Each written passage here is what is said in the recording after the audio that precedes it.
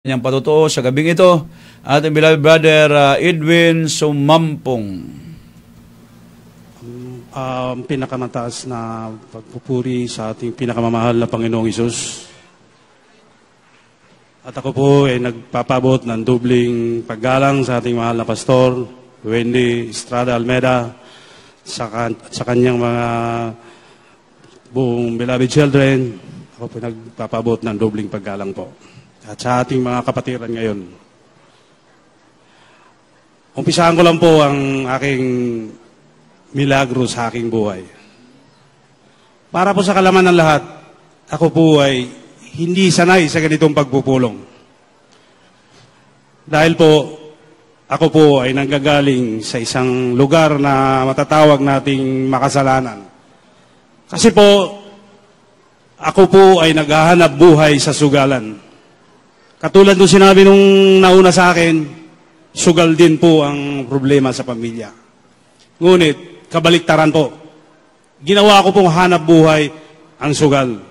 Kasino, sabong. Kaya libo-libo pong tao kaharap ko doon. Yung nga lang, hindi katulad nito na pagpupuri sa Panginoong Hesus. Ayun po, ang pinakamasakit na katotohanan, pag ang tao po ay na subo sa sugal, hindi lang po ang kasugalan ang dinadaya niya. Yun po ang totoong nangyayari. Kasi po, pag sugaro lang isang tao, kasama na po ang kanyang pamilya ay dinadaya niya. Kasi kahit hindi pang sugal, basta lang makasugal, kukunin ng isang sugarol. Makasugal lang. Ganun din po ang nangyari sa buhay ko. Kasi po sa sabungan, hindi ka po basta-basta makakapasok kung hindi ka magbabayad. Lalo na sa mga malalaking sabong. Derby. Libo po ang entrance.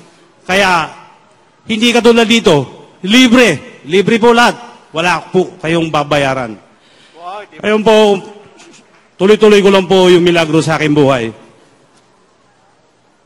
Katulad po ng klase ng hanabuhay ko, hindi po basta-basta madadala sa ganitong pagbubulong. Napakahirap kumbinsihin, nadalhin sa ganitong pagbubulong. Ngayon po, pinatunayan lang po ng ating pinakamamahal ng Panginoong Hesus na mahal po ako at mahal po tayo lahat. Kasi po, nag-umpisa po ng milagro ng buhay ko, eto lang pong last week of October. Bagong-bago lang po. Dahil pinatunayan ng Panginoong Hesus na tunay at mahal ako ng Panginoong Hesus. Yes, napili niya po ako. Libo-libong tao sa sabungan. Ako po ay napili niya. Alam niyo kung bakit? Nagkaroon po ako ng matinding karamdaman. Ito lang pong buong September po, namimilipit po ako sa sakit ng ulo at parang nahihilo at halos di ko na matandaan yung mga kapustahan ko sa sabungan. Parang hindi ko maintindihan kung anong karamdaman ko. Ngunit itong October po, nag-decide na po ang aking pamilya kasi nga po, malilimutin na po ako. Hindi ko malaman, hindi po namin alam kung anong kadahilanan. Nag-decide na po kami na magpa-doktor. Dinala po ako ng aking pamilya sa Medical City, Ortigas para ma-testing kung matingnan kung ano po ang aking karamdaman. Una po, sabi ng aking doktor sa utak, kailangan po i-MRI ako. Unang MRI po, nakita po ng mga doktor na meron po siyang parang namamaga sa aking utak. Kaya sabi ng doktor, kailangan ulitin, lagyan natin ng contrast para malinaw, para mas malinaw ang kuha. Ayun po. Sa pangalawang pag-test ng MRI po, nakita po, veripikado, kitang-kita sa image na meron po akong bukol, meron pa akong tumor sa gitna mismo ng utak. Wala po sa gilid, wala po sa ibabaw, nasa gitna po ng aking utak, aking tumor. Kaya sabi ko, Panginoon, ano po ba ang nangyari sa akin? Dahil pinatunayan lang po ng Panginoong Hesus na talagang tunay at buhay ang ating Panginoong Hesus. Nagkataon po. Hallelujah. Ang sabi ng doktor, ang mga team ng doktor sa akin sa Medical City, kailangan natin i-brain biopsy. Operahan ka namin sa ulo, kukuha tayo ng sample sa bukol para malaman kung anong klaseng cancer yan. Kasi marami din palang klaseng cancer sa ulo. Ngayon, nag-decide ang aking mga pamilya na sige, go na. Naka-schedule na po ako ng operation sa ulo ko, December 3. Bago po yun mag-December 3, sabi po ng aking kapatid, Noy, sumama ka sa pinsan natin. Dito nga po, sa Jesus Miracle Crusade. Dahil mahal ako ng Panginoong Isus, hindi po ako tumanggi. Na dapat sa ganitong klaseng tao, madaling sabihin at saka na lang, magte-text na lang ako, saka na lang. Pero isang himala, napauho kaagad ako. Sumama kaagad ako sa pinsan ko dito. Ayun, pag labas pa lang ng bahay, hilong-hilo po ako. Sa sobrang sakit ng ulo ko para ako matutumba. Ngayon, pagdating po dito sa hagdan, dito sa labas, pag akyat po dito sa hagdan, sabi ko sa pinsan ko, alalayan po ako sa hagdan kasi baka masusub ako. Sobrang sakit ng ulo ko, nahihilo po ako. Ngayon, pagdating po dyan sa upuan, yun, tuloy-tuloy na po ang himala. Dahil pagdating ko sa upuan, sabi ko doon sa mga pinsan ko, baka pwedeng nakaupo ako kasi nahihilo po ako, baka masubsub ako. Sabi ng mga pinsan ko, o sige, pwede kang umupo. Upo ko lang dyan. Dahil nga, mahal ako ng Panginoong Isus. Wala pa pong 15 minutes, nagkaroon po ako ng lakas, bigla po akong tumayo dyan. Nakatayo po ako. Sabi ko, Panginoong Isus, ito na siguro yung sinasabi mong miracle. Mahal mo si ako, Panginoong Isus. Doon mismo, sabi ko, ito na siguro ang himala. Pagkatapos po ng ating gawain dito, sabi sa akin ng pinsan, magpabautismo po ako. Ayun, sunod-sunod ang himala dahil hindi po ako tumanggi. Ang sabi ko, sige nung, walang problema, magpabautismo po ako.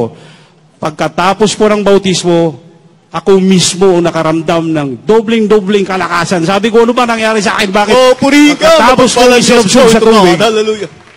Sabi ko, kasi bago po nangyari, nag-umpisa pala, binigyan po ako ng tubig ng aking pinsan, pinainom po ako. Isip-isip ko lang sa sarili ko, wala naman siguro gamot yung binigay sa akin ng pinsan ko, mineral water, kundi bukod tangi yung panalangin lang sa aking kagalingan. Yun lang po ang binigay ng pinsan ko. Kaya sabi ko, tunay at buhay ang Panginoong Isus. Binigyan niya ako ng kagalingan. Ito ipagpatuloy ko lang po. Pagkatapos po ng biopsy ko sa ospital, kasi naka-schedule na pa ako, December 3, biniyak po yung ulo ko, kumuha ng sample. Kagaya ng sinabi ko nga po, totoo ang buhay ng ating Panginoong Isus. Kasi paglabas po ng aking biopsy, nakita po ng doktor, ligtas na po ako sa pinakinakatakutang cancer. Kasi ang sabi ng doktor, bago ako naoperahan, dalawang klaseng tumor ang ulo. Pwedeng glioma. Yung glioma po, 7% lang po ang survival chance na mabuhay. Hanggang 7 buwan lang daw ang tao magkaroon ng ganon. Yung pangalawa naman po, yung lymphoma. Yung tinatawag na lymphoma, yung sakit po nung kamamatay lang na TB host, si Sara Polinario.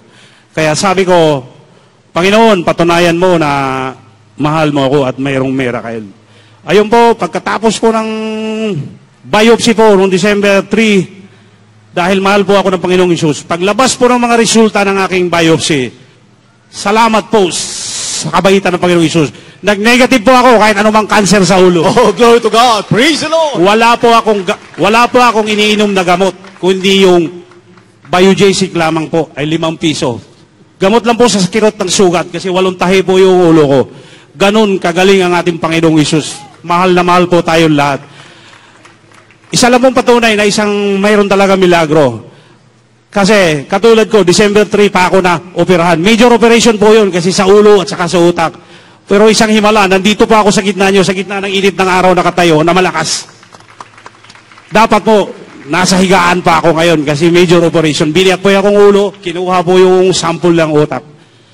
Sunod po, ang sabi ng mga doktor doon sa hospital, kasi may bukol po ako dito, 25 years na po yung bukol ko. Sabi ng doktor, kailangan natin ang i-biopsy yan kasi baka konektado yan sa mga bukol mo.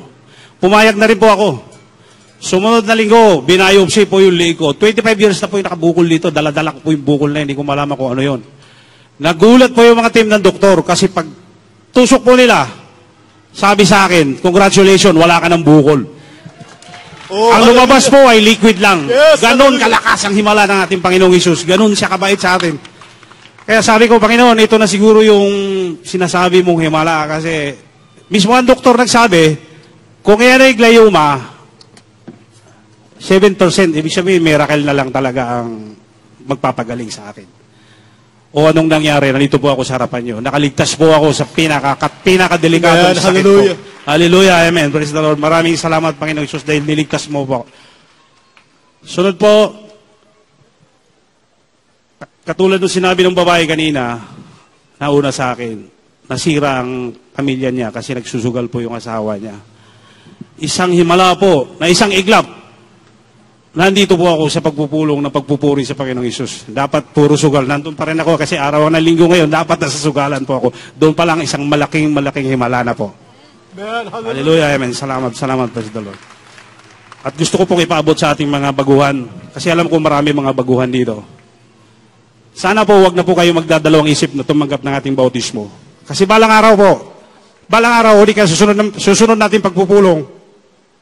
Gusto ko kayo naman ng mismo tatayo dito na magpatunay na totoo ang buhay ng ating Panginoon Hesus. Hallelujah! Totoo po yung nakasulat sa atin yan. Jesus saves, Jesus heals. Niligtas po ako ng Panginoon. At pinagaling po ako ng Panginoon.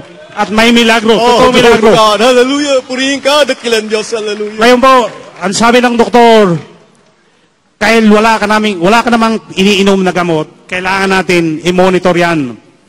Isalang ka natin sa pangatlong pagkakataon ng MRI. Mahala ka na kung anong hospital ang gusto mo.